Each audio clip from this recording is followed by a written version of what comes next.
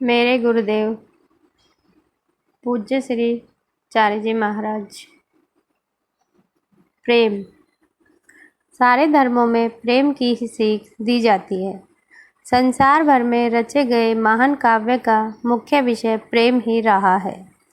निजी स्तर पर हर आदमी इसे पाने की कोशिश करता है। प्रेम शूरवीरता के अनेक महान तथा साहसिक कारनामों एवं संसार की ढेरों कलाकृतियों का स्रोत रहा है। यह कहना शायद पूरी तरह सच हो कि इंसान के हर महान कार्य के पीछे इस प्रेम की तलाश ही छिपी होती है। इसके कीर्तिमान कार्य का अनुपम सौंदर्य श्रद्धा के रूप में हमारे सामने आता है। जब जीवन के हर स्तर से गुजरते हुए वह आध्यात्मिक जीवन में पहुंचता है, जहां अज्ञात पर ब्रह्मा की तलाश में प्रेम अपने पूर्ण निखार और कीर्ति को प्राप्त करता है।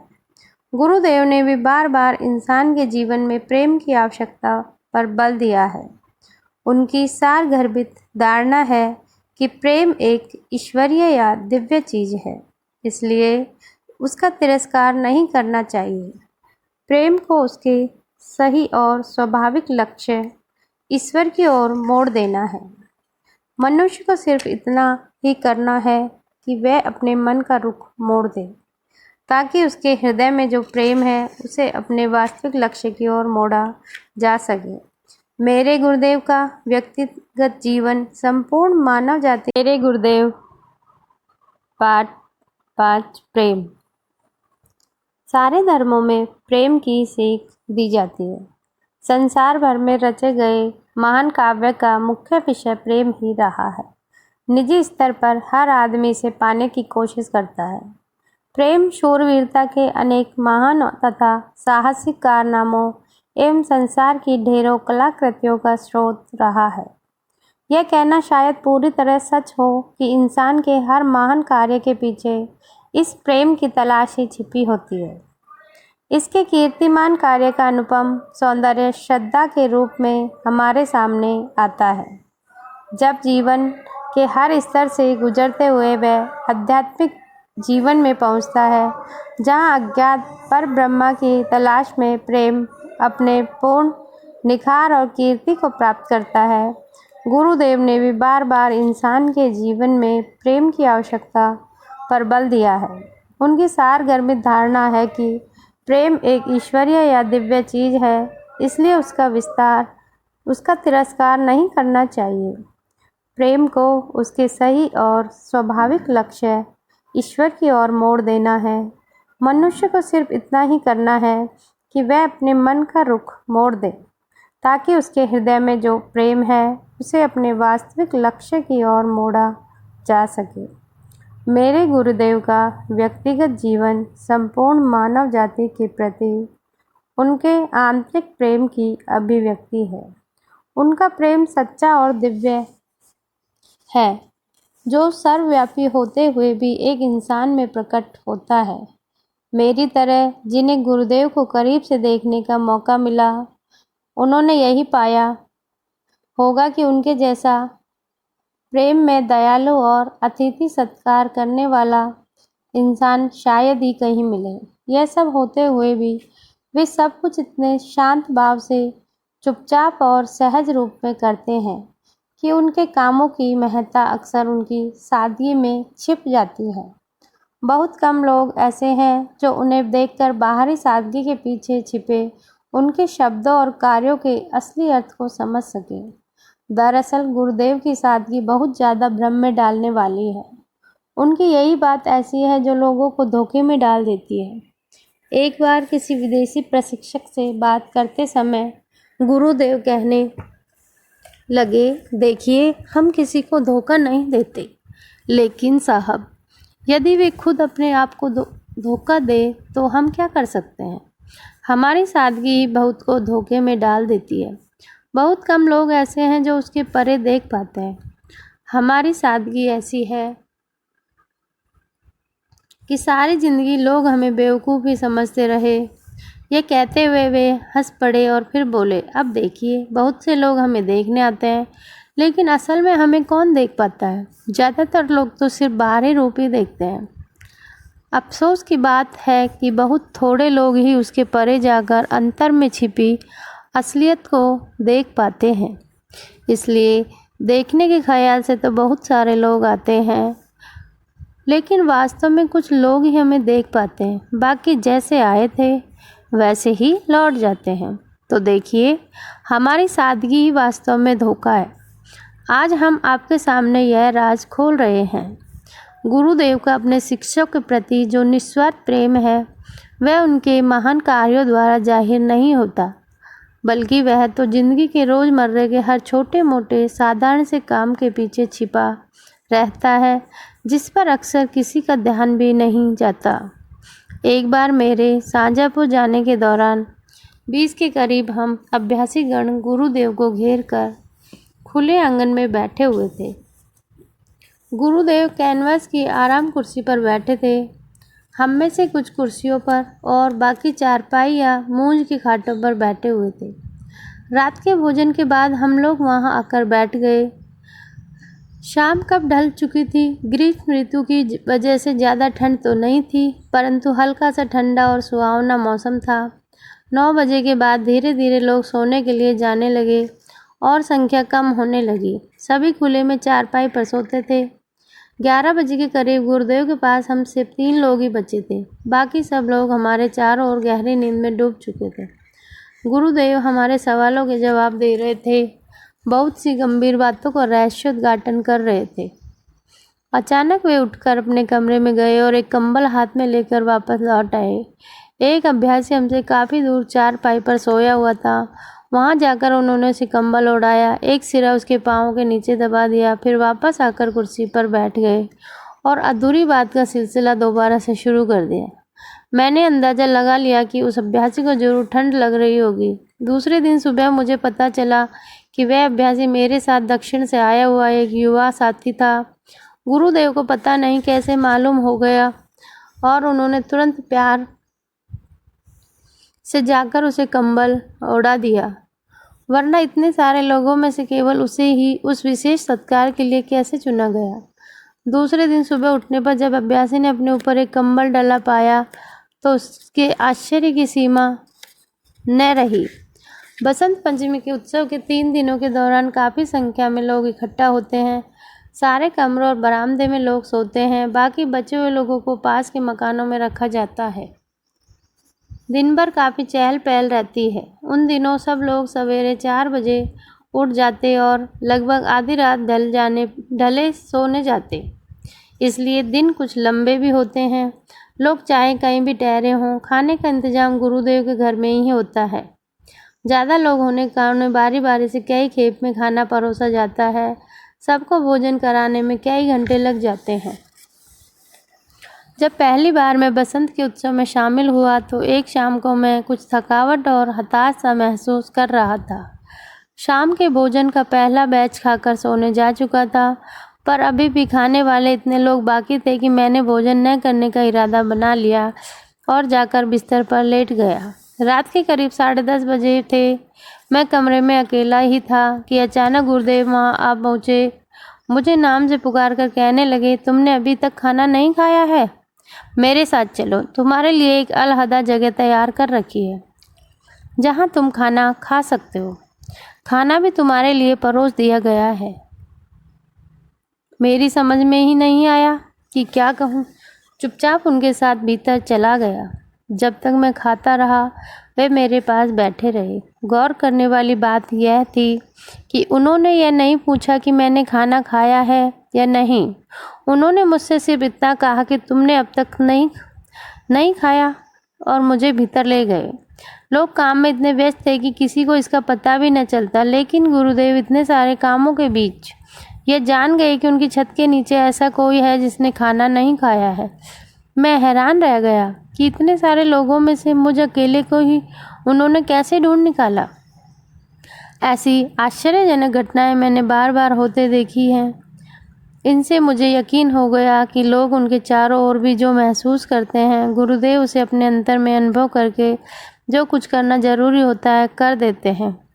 यह काम कई बार शारीरिक होता है, जैसा कि ऊपर के उदाहरणों से सिद्ध होता है, परंतु कई दफ़ा यह अभ्यासी की आध्यात्मिक ज़रूरत पूरी करने के लिए उनके आध्यात्मिक सत्य का प्रभाव भी होता है। दूसरों के मनोभाव को पूरी तरह सहज रूप में वे इस तरह जान लेते हैं मानो वे दर्पण हो जिसमें सामने की हर चीज़ दिखलाई पड़ जाती है। बसंत पंचमी का उत्सव सर्दी के मौसम में मनाया जाता है और शाहजहाँपुर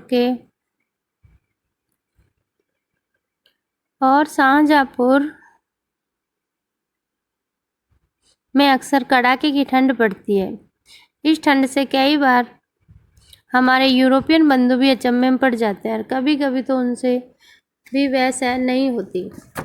दक्षिण भारत के लोग, जिन लोगों को उत्तर भारत के मौसम की जानकारी नहीं होती, उन्हें उस कड़ाके की ठंड का अंदाज़ा नहीं होता, इसलिए जो पहली बार बसंत पर आते हैं वे ठंड का कोई बंदोबस्त किए बिना ही चले आते हैं। ऐसे लोगों के लिए गुरुदेव कुछ कंबल अपने यहाँ इकट्ठे करके रखते हैं। हमारी बहनें भी पूरे साल स्वेटर बुनती है और उन्हें मिशन के मुख्यालय शाहजहाँपुर में विशेष अवसर पर उपलब्ध होने के लिए भेज देती हैं। फिर भी कभी कभी ज़्यादा लोगों के आने पर वे कम पड़ जाते हैं। एक बार गुरुदेव एक कोने में, जो जाड़े में उनके बैठने की जगह थी, धूप में बैठे हुए थे। बसंत के उत्सव के एक दिन पहले की बात है। हम कुछ अभ्यासी उनके आसपास बैठे हुए थे। दिन के करीब 11 बजे होंगे, परंतु धूप में बैठे बैठे भी काफ़ी ठंड लग रही थी क्योंकि उस साल सर्दी बहुत ज़्यादा पड़ी थी। गुरुदेव हमेशा की तरह धोती कुर्ता पहने हुए थे। जाड़े के नाम पर उन्होंने बिना आस्तीन का एक स्वेटर पहन रखा था, जो उस ठंड के लिए बिल्कुल अपर्याप्त था। घुटनों पर उन्होंने एक गर्म चादर डाल रखी थी। ठंड से बचने का उनका मुख्य साधन हुक्का ही नजर आ रहा था, जिसे वे बड़े चाव और संतोष से पी रहे थे। उसी वक्त एक दक्षिण भारतीय अभ्यासी अपना एकमात्र सामान, एक अदद सा होल्डॉल लिए हुए अहाते के भीतर आया। उसने सूती पतलून और सिप्टेरी लिन की एक कमीज पहन रखी थी और ठंड के मारे कांप रहा था। गुरुदेव के पास आकर उसने परंपरागत ढंग से प्रणाम किया और हम लोगों के साथ बैठ गए। बाबूजी कुछ नहीं बोले। उन्होंने अपना स्वेटर उतारा और अभ्यासी से कहा, इसे पहन लो। अभ्यासी ने कृतज्ञता जताते हुए उसे पहन लिया। तुरंत हम में से लगभग सभी ने आपत्ति जाहिर की और अपना अपना स्वेटर गुरुदेव को देने लगे। गुरुदेव ने इनकार कर दिया और चेहरे पर बालक सी मासूम मुस्कुराहट लिए चुपचाप बैठे रहे। मैं खुद इस बात से बेहद शर्मिंदा था। मुझे हर बार वह नई ही लगी। मालिक के प्यार की मौखता बार बार दोहराने से तनिक भी फीकी नहीं पड़ती। पर दुख तो यह है कि इस लीला का असर उस मूक साक्षी पर कहीं ज़्यादा होता है बनिस्बत उन पाने वालों के जो अक्सर स्वेटर को यादगार के रूप में अपने साथ ले जाना पर ज़्यादा पसंद करते हैं। शाहजहाँपुर में ही एक दूसरे मौके पर मैं थक कर बिस्तर में लेटा हुआ था। मेरे पैरों में बहुत दर्द था और मैं कमरे में अकेला था। बिना कुछ बोले अचानक गुरुदेव भीतर आ गए। मैं जल्दी से ही उन्हें अभिवादन करने के लिए उठ बैठा। उन्होंने पूछा, क्यों, क्या तकलीफ है? मैंने कहा, पाँव दर्द कर रहे हैं। वे तुरंत पाँवों की मालिश करने बैठ गए। मैंने जबरदस्ती उन्हें ऐसा करने से रोका। गुरुदेव कहने लगे, तुम ऐसा क्यों समझते हो कि वह गलत है? क्या कई बार तुमने हमारे पैरों की मालिश नहीं की है? अब जब तुम्हारे दर्द हो रहा है तो हमारा यह फर्ज बनता है कि हम भरसक तुम्हारी सेवा करें। मैंने उत्तर दिया, मालिक, आपका शिष्य होकर मैं आपको अपने पाँव की मालिश कैसे करने दे सकता हूँ? गुरुदेव बड़े ही अनोखे ढंग से हंस पड़े। उनकी आंखें, जो हमेशा निर्लिप्त रहती हैं, अचानक नम हो गईं। क्षण भर के लिए वे किसी पुरानी यादों में खो से गए। फिर बोले, देखो, हम तुम्हें एक बात बताते हैं। एक बार हमारे पाँवों में सख्त दर्द हो रहा था। हम अकेले चारपाई पर लेटे हुए थे। अचानक हमें लालाजी साहब की आवाज़ सुनाई दी। वे हमसे पूछ रहे थे कि हम इस तरह चारपाई पर क्यों लेटे हैं। उस समय लालाजी साहब तो दिव्य लोक में जा चुके थे। हमने जवाब दिया कि साहब, हम पैरों के दर्द से परेशान हैं। उन्होंने पाँव की मालिश करनी चाहिए, परंतु हमारे कड़ा विरोध करने पर लालाजी खामोश हो गए। लेकिन कुछ ही क्षण बाद हमने अपने पैरों में अजीब तरह का कंपन महसूस किया। अब देखिए, हमारे मालिक हमारे लिए क्या कर रहे थे, वे असल में हमारे पैरों की मालिश कर रहे थे। तुम लड़कों को ऐसा गुरु कहाँ मिलेगा। हमारा दर्द फौरन गायब हो गया और आश्चर्य की बात देखिए कि जैसे ही गुरुदेव ने उनके प्रति लाला जी के पवित्र प्यार की ये सारगर्भित कहानी पूरी की, मेरे पाँवों का दर्द भी गायब हो गया। एक और घटना मेरे सामने हुई जिसे मैं अपने जीवन के सबसे अधिक मर्मस्पर्शी अनुभवों में से एक मानता हूँ। कुछ क्षणों के उस अनुभव ने मुझे झकझोर कर रख दिया, मेरे अस्तित्व को हिलाकर आंसुओं में डुबा दिया। शाहजहाँपुर में गर्मी के लंबे दिन के बाद बस शाम ढली थी। दक्षिण के एक माननीय प्रशिक्षक मिलने आए हुए थे। गुरुदेव ने उन्हें भोजन करने के लिए कहा। उन्होंने यह कहकर मना कर दिया कि आमतौर पर वे दिन में एक बार ही खाते हैं। खाने की जगह उन्होंने एक गिलास दूध पीने की इच्छा प्रकट की। गुरुदेव ने एक नौजवान अभ्यासी से उनके और मेरे पिताजी दोनों के लिए 2 गिलास दूध लाने के लिए कहा। कुछ मिनटों बाद ही दूध के गिलास आ गए। दोनों सज्जन उन्हें हाथ में लेकर किसी गंभीर चर्चा में डूबे एक और चले गए। मैं गुरुदेव के साथ अकेला रह गया। मैंने उनसे पूछा, क्या आपके लिए भी एक गिलास दूध ले आऊं? वे बड़े ही प्यार से मुस्कुराए और आंखों में अगाध करुणा का भाव लेकर बोले, दूध पीने की मेरी हैसियत नहीं है। इस प्यार भरे सीधे साधे जवाब ने मुझे पूरी तरह हिलाकर रख दिया। मेरी समझ में नहीं आ रहा था कि मैं क्या कहूँ और क्या करूँ। बस चुपचाप उनकी ममता में ही छाया में बैठा रहा और मेरी आंखों से बरबस आंसू बहते रहे। अतिथि सत्कार की वह गुप्त दिव्य लीला जितना मैं मालिक को समझ पाया था, उस मालिक का एक अभिन्न अंग बनकर मेरे अंतर में संजोई एक ऐसी प्रिय स्मृति बन गई है कि आज ये पंक्तियाँ लिखते समय भी उस याद ने मुझे बुरी तरह झंझोड़ दिया। अफसोस, कितने छोटे और कमज़ोर हैं हम कि यह सब देखते हुए भी उनके इन संकेतों का जरा भी अनुसरण नहीं कर पाते। ऐसी और इन जैसी अनेक गुमनाम घटनाओं ने जाने कितने दिलों में गुरुदेव के अलौकिक प्रेम के बीज बोए हैं, जो आज सारी दुनिया में बिखरे हुए हैं। मालिक के दिव्य प्यार की हर नई झलक उनके प्रति हमारे प्रेम को और भी गहरा बना देती है। उनके संपर्क में आने वालों को पूरी तरह से अपने बस में कर लेने का राज उनका यही प्यार है। अनेक बार मैंने अजनबी लोगों को उनके पास आते देखा है, जो सिर्फ चंद मिनट उनसे बात करने के बाद जब वापस लौटते हैं तो गुरुदेव के प्रेमी बन चुके होते हैं। बहुतों ने मुझे अपना यह राज बताया है कि गुरुदेव के पास कुछ समय बिताने के बाद उन्हें ऐसा लगता है जैसे वे उन्हें सालों से जानते हों। मेरे मालिक का प्रबल, विशुद्ध और पावन प्रेम ही उनका आध्यात्मिक अस्त्र है। ऐसा कौन है जो उस प्रेम के सामने टिक सके और जीता न जा सके? हो सकता है कि दूसरे लोग अपने शिष्यों को बांधे रखने के लिए शक्ति, भय या प्रलोभन का इस्तेमाल करते हों, लेकिन गुरुदेव का एकमात्र अस्त्र तो उनका दिव्य प्रेम है, जो बदले में कुछ नहीं चाहता। यह चाहता भी है तो केवल हमारा दिल, इसके अलावा कुछ नहीं। मुझे याद है कि एक बार गुरुदेव दक्षिण में मिशन के किसी केंद्र के दौरे पर गए। जिस सज्जन के घर हम ठहरे हुए थे, उन्होंने कोई 150 लोगों को आमंत्रित करके बड़े भोज का आयोजन कर रखा था। भोजन में से मालिक ने थोड़े से ग्रास खाए और दूसरे कमरे में जाकर बैठ गए। मैंने जल्दी से अपना भोजन समाप्त किया और उनके पास चला गया। थोड़ी देर बाद मेजबान ने आकर पूछा, गुरुदेव आपने खाना खाया? भोजन ठीक था ना? हालांकि उन्होंने बहुत थोड़ा खाया था, फिर भी गुरुदेव ने मुस्कुरा कर कहा, सब कुछ अच्छा था। तब मैं पूछने लगा, गुरुदेव मैं आपके लिए और क्या लाऊं? गुरुदेव हौले से मुस्कुराए और बोले, हाँ, आप अपना दिल हमें पेश कर सकते हैं। मेजबान उनकी इस बात को हाजिर जवाबी समझकर हंस पड़ा और दूसरे मेहमानों को देखभाल करने चला गया। धन्यवाद।